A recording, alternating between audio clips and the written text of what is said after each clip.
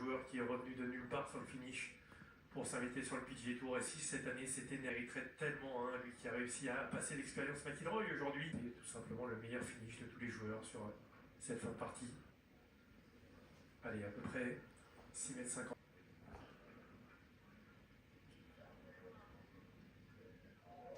Elle est pas mal, non? Est-ce que ça va revenir? Est-ce que ça va revenir? Ça ne rentre pas.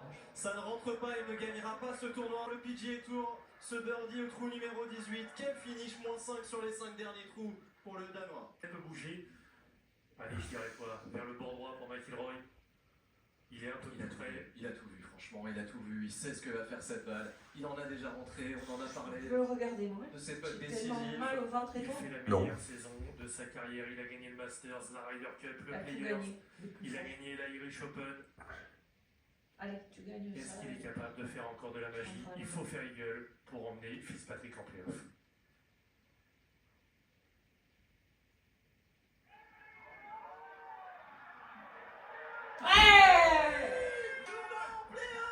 Lui qui vise une 4e victoire dans ce tournoi, il se lève de France. Eagle au 18, il fallait faire comme à l'Irish Open.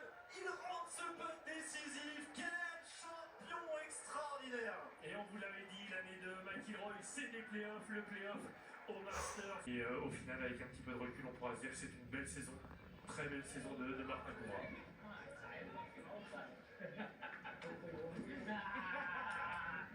Troisième à plusieurs, ça change un petit peu la donne.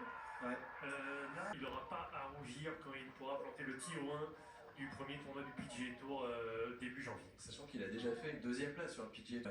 Le grand heureux de ce dimanche, c'est Rasmus Negard Petersen, le grand malheureux, car il en faut un. Ce sera Daniel Brown. Ouais, bravo pour le Danois alors, hein, s'il y a beaucoup de son.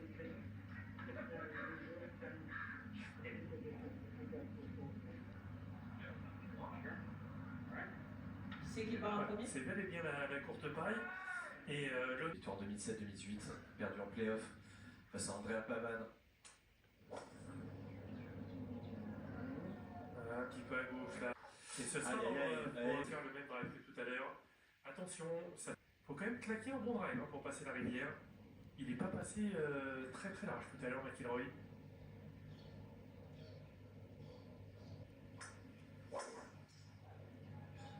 Un peu plus à gauche, attention.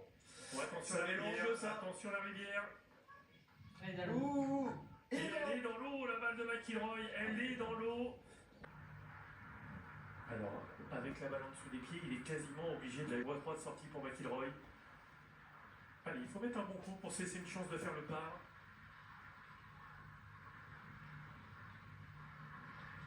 Ne pas l'embarquer à gauche, hein. Ça c'est la condition sine qua non. Nouveau caddie depuis cette année, Dan Parat.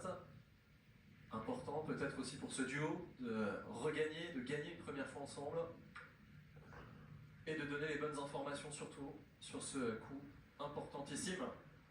3e coup.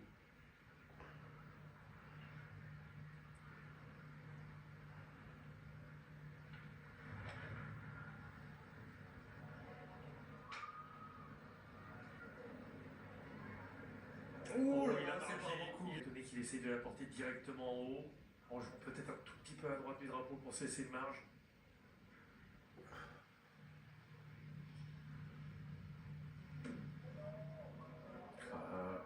Allez, avance, il y a des meilleurs de coups à redescendre. Ouais, c'est bien amené ça, c'est très bien amené. Quel superbe chip, ce Il Michael Fitzpatrick. va forcer McIlroy à Un mètre pour la victoire.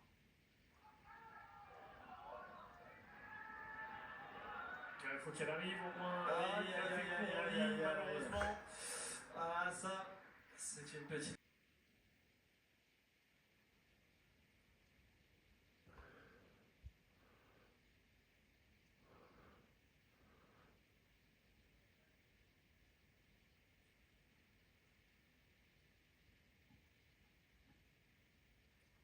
C'est fait, c'est un 3e DP World Tour Championship au palmarès de Matthew Fitzpatrick. Un 10e succès sur le circuit européen et cette fois-ci, il s'offre le scalp de Rory McIlroy en playoff. Le maître des lieux a été rejoint au palmarès de ce tournoi par Matt. Perdre en playoff pour McIlroy.